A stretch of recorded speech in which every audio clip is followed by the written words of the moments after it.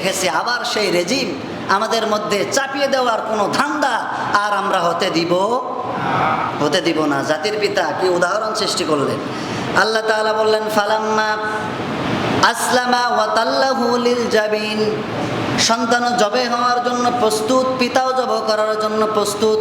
আল্লাহ রাব্বুল আলামিন ইব্রাহিমকে ডাক দিয়ে বললেন, ইব্রাহিম রে, ওয়ানাদাইনাহু আইয়া ইব্রাহিম। ইব্রাহিমকে ডাক দিলেন, ইব্রাহিম দাঁড়াও। ওয়ানাদাইনাহু আইয়া ইব্রাহিম, হে ইব্রাহিম দাঁড়াও, ছুরি চালায় না। কদ সাদ্দাকতার রুইয়া, তুমি তোমার স্বপ্নকে বাস্তবে রূপ দিতে চেয়েছো। ইন্না কাযালিকা নাজজিল মুহসিনিন, তুমি তোমার স্বপ্নকে রূপ দিতে চেয়েছো, আমি তোমাকে মুহসিন বান্দা হিসেবে ঘোষণা দিয়ে দিলাম। জোরে বলে সুবহানাল্লাহ।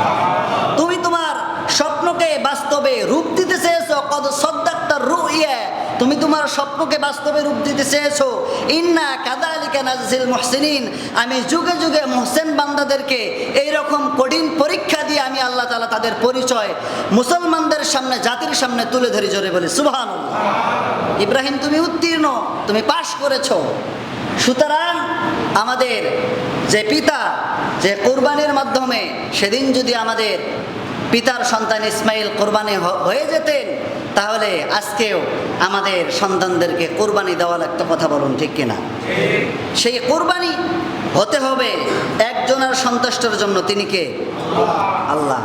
আমি যে আয়াতটি তেলাওয়াত করেছিলাম, আল্লাহ তাআলা বলেন, কুল ইন্না সলাতি ওয়া নুসুকি ওয়া মাহইয়ায়া ওয়া মামাতি লিল্লাহি রাব্বিল আলামিন।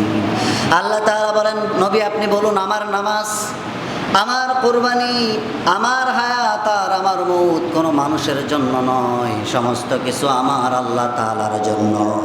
সব আমার জন্য। কোরবানি আমার আল্লাহর জন্য, আমার নামাজ আল্লাহর জন্য, আমার জীবন আল্লাহর জন্য। আমি মরবো কার জন্য? আল্লাহর জন্য আমাদেরকে মরতে হবে।